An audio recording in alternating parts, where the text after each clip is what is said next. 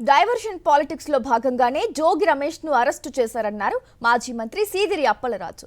కాశీబుగ్గ తొక్కిసలాట నుంచి ప్రజల దృష్టి మరలించేందుకే అక్రమ లిక్కర్ కేసును తెరపైకి తెచ్చారన్నారు.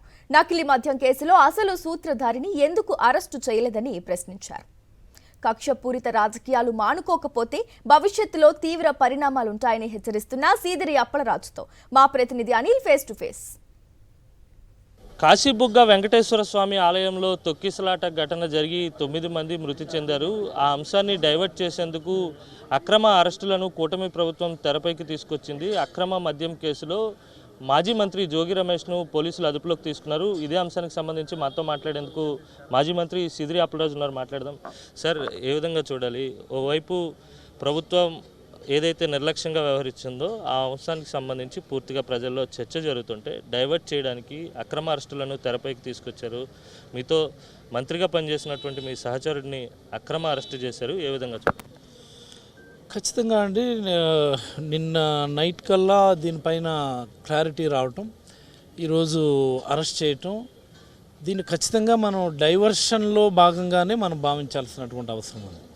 ఎందుచేతంటే నిన్న జరిగినటువంటి సంఘటన కాశీబుగ్గలో వెంకటేశ్వర స్వామి గుడిలో జరిగినటువంటి తొక్కిసలాటలో 9 మంది చనిపోయి అనేక మంది గాయపడి మరికొంతమంది క్రిటికల్ ఇల్గా ఉన్నటువంటి ఈ పరిస్థితుల్లో ప్రజల్లో దీనిపైన పెద్ద ఎత్తున వ్యతిరేకత రావడం, చర్చ జరుగుతూ ఉండడం, ఇంకా దీనికి సంబంధించినటువంటి ఎలాంటి వివరాలు, సక్రమమైనటువంటి వివరాలు ప్రజలకు బహిరంగపరచక ముందే ఈ చర్చను పక్కదారి పట్టించడానికి ప్రభుత్వం చేసినటువంటి ఒక కుట్ర జోగి రమేష్ గారి అరెస్ట్ అని నేనైతే భావిస్తూ ఉన్నాను.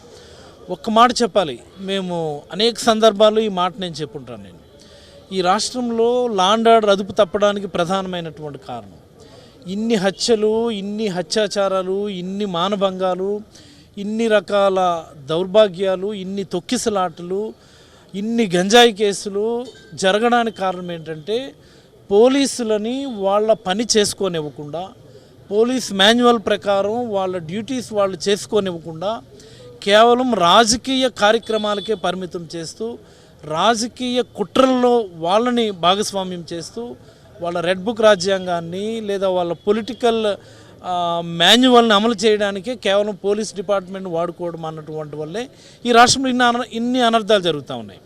మరి ఈరోజు జోగి రమేష్ గారు అరెస్టు, అందులో శాంక్టిటీ ఏముందండి?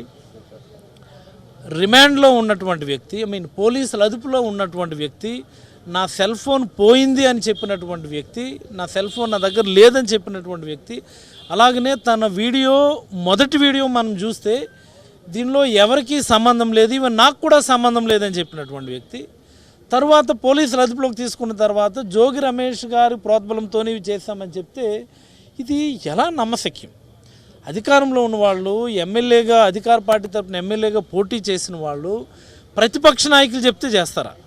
ప్రతిపక్ష నాయకుల డైరెక్షన్లో పనిచేస్తారా? అంటే తెలుగుదేశం పార్టీకి వాళ్ళ నాయకుల మీద ఎవరికి కంట్రోల్ లేదా? తెలుగుదేశం నాయకుడి కంట్రోల్లో, అదుపులో ఏ నాయకుడు కూడా లేడా? ఎలా చూడాలి? ఇది కేవలం వాళ్ళ పొలిటికల్ కుట్రలో, రెడ్ బుక్ రాజ్యాంగంలో భాగంగా జరిగినటువంటి అరెస్ట్. ఇది చాలా దారుణం. ఈ రాష్ట్రంలో ఉన్నటువంటి శాంతి భద్రతలు కానీ, ఈ రాష్ట్రంలో ఉన్నటువంటి రాజకీయ అనిశ్చితి వల్లనే ఈ రాష్ట్రం యొక్క పరువు దేశవ్యాప్తంగా అనేక సందర్భాల్లో పోవడం, అది మరొకసారి ఈరోజు రుజువైందని నేనైతే భావిస్తాను. ఇది చాలా తప్పు. ఈ రకమైనటువంటి అడ్మినిస్ట్రేషన్ ఎప్పుడు కూడా ప్రభుత్వం శాశ్వతం కాదన్న విషయాన్ని గుర్తుపెట్టుకోవాలి, ఏ పార్టీ అయినా సరే.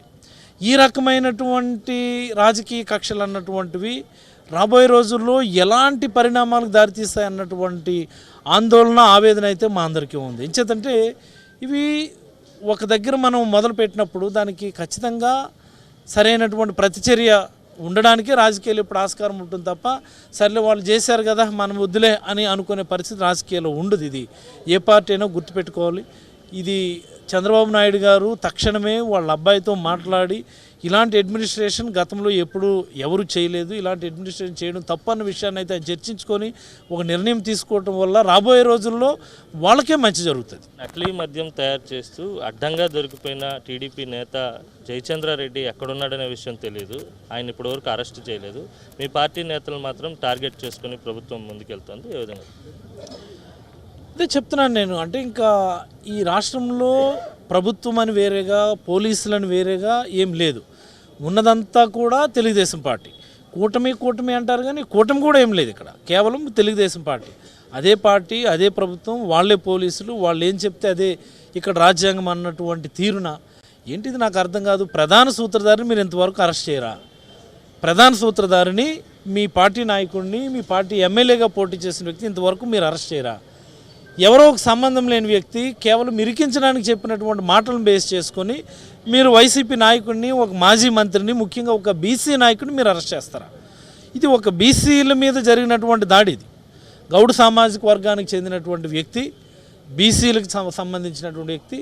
నిజంగా మా బీసీల అభ్యున్నతిలో, బీసీల అభివృద్ధిలో గత ప్రభుత్వంలో ప్రముఖమైనటువంటి పాత్ర పోషించినటువంటి వ్యక్తి. ఆయన అరెస్ట్ చేయటం అన్నటువంటిది, ఒక బీసీ నాయకుని అరెస్ట్ చేయటం అన్నటువంటిది ఖచ్చితంగా ఇది ప్రభుత్వం దీనికైతే భారీగా మూల్యం చెల్లించుకునేటటువంటి అవకాశం ఉంటుందని నేనైతే భావిస్తాను. ధన్యవాదాలు. ఇది మొత్తం మీద బీసీ నేతలను టార్గెట్గా చేసుకుని ప్రభుత్వం అరెస్టులు చేస్తుంది. భవిష్యత్తులో భారీ మూల్యం చెల్లించుకోక తప్పదని మాజీ మంత్రి సీదిరి అప్పలరాజు హెచ్చరిస్తున్నారు. వీడియో జర్నలిస్ట్ రాజుతో కలిసి అనిల్, సాక్షి టీవీ, పలాస నుంచి.